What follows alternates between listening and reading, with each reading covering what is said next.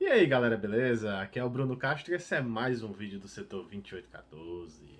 Conversando com alguns inscritos e seguidores lá no Instagram. Aliás, quem não segue lá no Instagram, siga Setor 2814.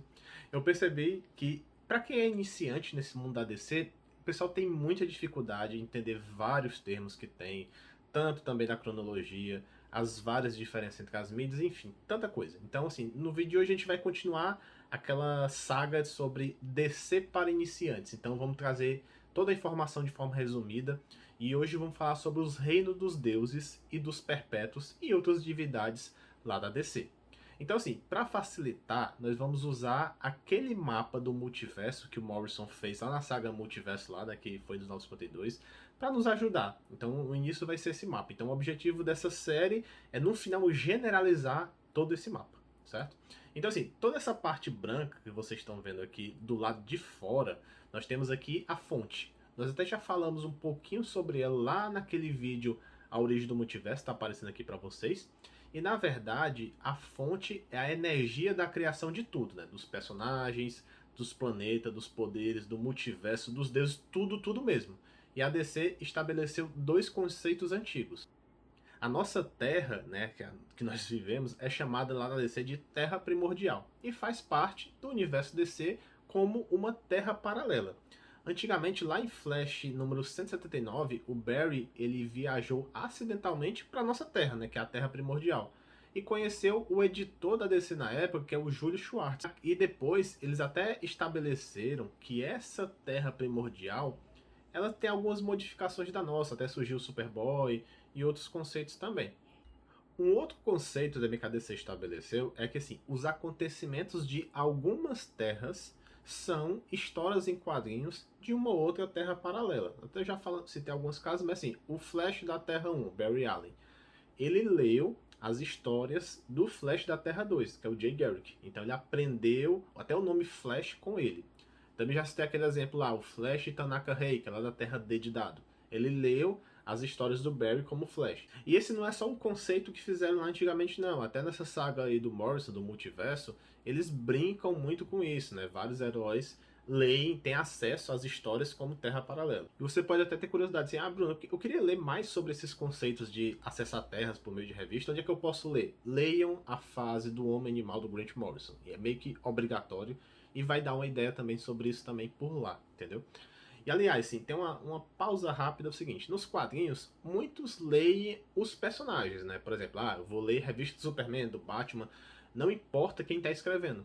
Já outras pessoas leem o escritor. Eu quero ler tudo do Geoff Jones, eu quero ler tudo do Grant Morrison. O pessoal lê os autores, eles ficam variando de revista a revista, né? O pessoal até fala, ele escreveu One Run, né? Que chama de arco. Ele escreve lá, número tal a tal, foi esse autor, vou ler só isso. Depois muda, talvez até muda um pouco do conceito e tal.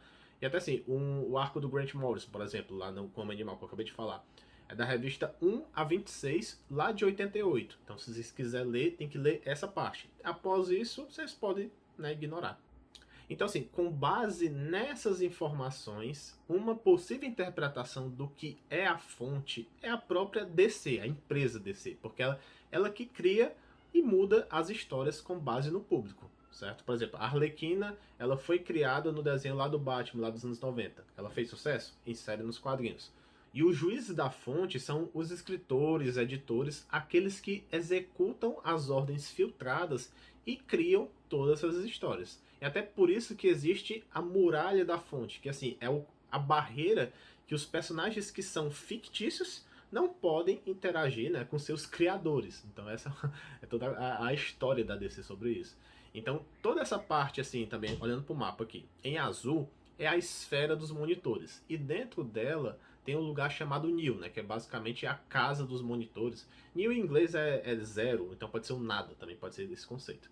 Mas assim, o que são os monitores? E por que você está falando no plural, né? Na verdade, os monitores são uma raça multiversal que protege o multiverso. Começou sendo um só, né, chamado Mar Novu, lá que conhecemos na Crise nas Infinitas Terras, e ele morreu lá. Quando o multiverso ressurgiu com 52 terras, o Mar Novu ele renasceu, mas dividido em 52 monitores. Cada um monitor protegendo cada terra paralela. E abaixo da esfera dos monitores, nós vemos algumas elipses verdes aqui no mapa, então elas são o limbo, que é o lugar onde aqueles personagens que foram esquecidos, que sumiram, que deixaram de ser impressos, eles ficam lá, eles habitam esse lugar, né? Então, um exemplo prático, o Capitão Marvel, né, que hoje em dia se chama Shazam. Ele foi criado lá nos anos 40, ele era de outra editora, a Fawcett, e naquela época lá parou de escrever as histórias em 1950. Em 72, a DC adquiriu esses personagens e colocou eles no universo DC. Então, eles passaram a ganhar até revista própria. E todo mundo sabe, né, que o alter ego do Capitão Marvel, que é o Billy Batson, ele é uma criança. E após falar a palavra mágica Shazam, que ele se torna o Capitão Marvel. Mas a DC ela não queria recomeçar do zero as histórias dele. Ele queria fazer valer tudo aquilo que teve nos anos 40 do personagem. Então, como é que ele ia explicar essa passagem de tempo? Vários personagens envelheceram, mas o Billy continuava sendo criança. Então, meio que para justificar isso, eles deram a explicação que o grande vilão do Capitão Marvel, que é o Dr. Sivana, ele colocou tanto o Billy como toda a família dele, e sem querer o próprio Sivana, no limbo. Né? Até eles falavam naquele tempo que se chamava, colocou em animação suspensa. Né? Esse meio que é um conceito que você fica lá parado sem envelhecer, o tempo não passa no limbo. Então essa é a ideia. Tanto o Homem-Animal como o Superman já visitaram esse reino em histórias para ver o que acontece com esses personagens. Então recomendo vocês procurar histórias deles. A próxima região é a Esfera dos Deuses, que é basicamente a casa de todos os deuses da DC Comics e a fonte de toda a magia do multiverso. Então, sim, viajar entre esses reinos ou até o multiverso normalmente não é possível, mas até no caso de Apocalipse e Nova Gênesis, eles construíram as chamadas caixas maternas, né, que geram os tubos de explosões, que é basicamente um portal de teletransporte que eles conseguem acessar outros planos de existências, ou um outro caminho que poderia acessar esses reinos seria as naves dos monitores, né? Tem várias naves aqui, tá mostrando para vocês, e usando elas vocês podem também acessar. Também existem portais dentro dos mundos, né, das terras, para o céu. Né? Por exemplo, lá na Grécia existe um portal que dá direto ao Monte Olimpo, que é a casa lá dos deuses gregos, né, que se localiza dentro desse céu, desse reino. Mas já vou falar disso aí. Porque assim, o espaço da esfera dos deuses é composto por 8 reinos barra planetas, né? Assim, alguns são planetas. Que cada um possui um reino oposto. Por exemplo, Nova Gênesis, nós já falamos sobre ela. Ele é o planeta formado, assim, governado, na verdade, pelo novo deus, o Pai Celestial. E também podemos encontrar vários outros novos deuses, como a Grande Barda, o Senhor Milagre, o Orion, todo aquele pessoal, aquele grupo que é o Povo da Liberdade. Tem também o Forrageador e mais vários personagens também que nós vemos do que o Jack Kirby criou. Nova Gênesis é um planeta cheio de florestas, assim, até bonito, ele cheio de vida. E apesar de ser teoricamente um planeta do bem, habitam vários seres também primitivos, né, que são chamados raça de insetos, mais ou menos, que eles são ignorados pelos novos deuses. Né? Então, os novos deuses eles habitam uma cidade que fica flutuando, que é chamada Super Cidade, que é, se fosse fazer uma analogia, basicamente parece aquele templo do Kami-sama do Dragon Ball, só que gigante, né? Porque é uma cidade. Então, sim, existe até uma diferença social, né? Entre os deuses, assim, e essa raça. Essa diferença, então, teoricamente não seria o paraíso em si. Então, paraíso é pra quem mora lá, né? Nova cidade, enfim.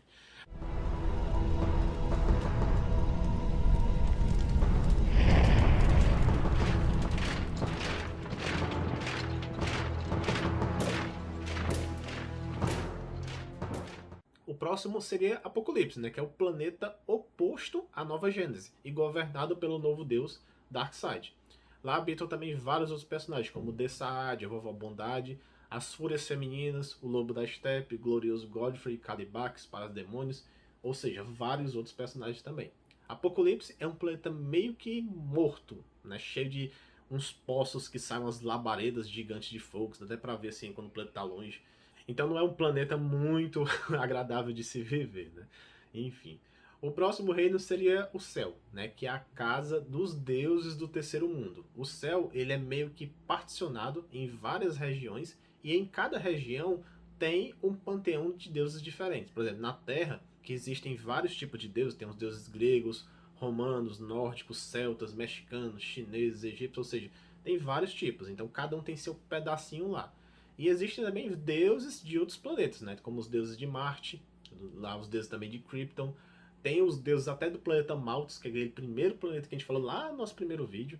Então, só para exemplificar, alguns deuses gregos, por exemplo, Zeus, Ares, Atenas, Hera, Hermes, e assim vai. Então tem bastante coisa.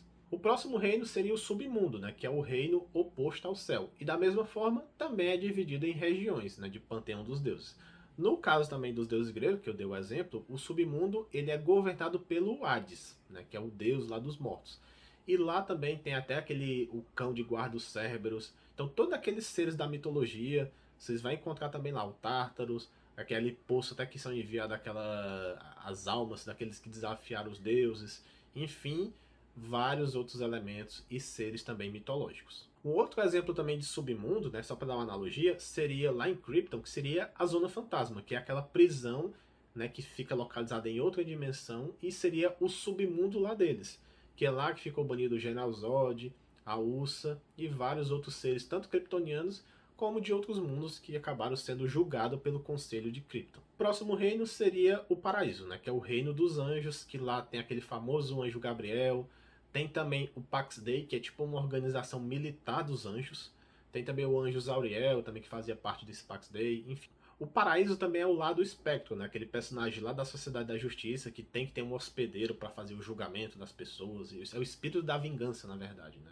Tanto ele como os anjos, eles agem a partir da vontade da presença, né? Que é a figura de Deus, né? Das religiões abraâmicas, que é basicamente aquela religião que tem um único Deus, né? A monoteísta, e que foi reconhecido pelo Abraão. Então não vou entrar em muitos detalhes sobre essa parte porque eu não tenho muito conhecimento, né? Então acho que deu para entender mais ou menos, né? Seria essa aí visão aqui. A presença, ela já usou várias outras formas, como uma voz, né? Que ela até fala com o Jim Corrigan, né? Que é o hospedeiro do espectro, e até alguns especulam também que a presença seria a própria mão da criação. Mas se for dar meio que uma divergência até com aquela minha teoria que eu coloquei antes.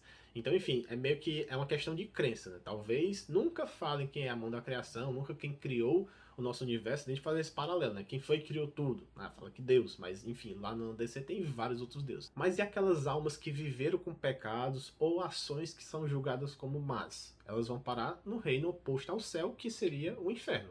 Né, que é o reino que também pode ser acessado por seres com linhagens demoníacas ou seres banidos lá do céu, né? No caso, o arcanjo, o Lúcifer Morningstar, né? Muitos lembram até do personagem na série Lúcifer, né? Ficou bem popularizado, mas claro que lá na série é adaptado, porque nos quadrinhos o Lúcifer ele organizou uma rebelião contra o céu e acabou sendo banido para o inferno, que antes não era o inferno, era um reino vazio, né? E quando ele foi banido para lá, e começou a criar, né, todo o conceito do inferno, porque ele começou a receber várias almas que foram consideradas ruins e fazer experimentos com elas. Então, podemos encontrar também no inferno o demônio Etrigan, né, que é aquele demônio que fala rimando. Tem também o Trigon, que é o pai da Ravenna lá dos Titãs. Tem o Neron, que para quem assistiu Legend of Tomorrow, acho que na quarta temporada ele foi o vilão. Tem também aqueles três demônios que enfrentaram a Liga da Justiça lá no início, Abnegar, Raf e Gast também, e vários outros personagens. Então, um detalhe até importante é que as almas que não são enviadas nem para o céu e nem para o inferno, elas vão parar no purgatório, que é um outro nome ou conceito para o limbo que falamos anteriormente. Por fim, temos o reino sonhar, né, que é o reino que pode ser acessado por todas as criaturas do multiverso que têm a capacidade de ter sonhos. O mestre desse reino é conhecido como o Sonho, ou Morpheus, ou Sandman, ou seja, tem vários nomes, e ele é um dos 7 perpétuos. Até vai ter a série do Sandman também na Netflix, acho que no próximo ano, então já fiquem atentos também. E assim, os outros perpétuos são o quê? A morte, destino, desespero, delírio, desejo e destruição. Então são vários seres que têm esses conceitos. A origem deles é até desconhecida, mas como o conceito é bem antigo, acho que tão antigo como a criação do multiverso, eu acho que foram criados por lá.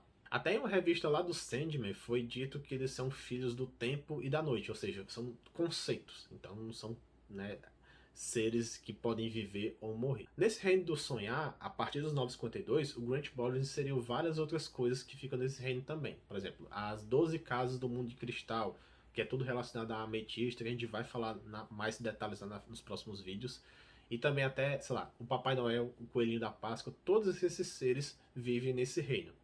E por fim, para finalizar tudo, existe o reino do pesadelo, que é o lado sombrio do sonhar, e é o lar de monstros infantis, como o bicho-papão, todas as bruxas, cães demoníacos, os sonhos ruins também, então vocês podem ser encontrados lá. Lógico que cada reino que eu falei vale um vídeo separado, porque são muitos detalhes, então não comentei muito, só queria dar uma ideia geral para vocês. Então é isso, pessoal. Se você gostou desse vídeo, deixa um like, se inscreve no canal se não é inscrito, comenta aí o que você achou, se você já conhecia esses reinos, se é uma novidade, o que vocês querem conhecer mais. E é isso. Então, até a próxima semana e valeu!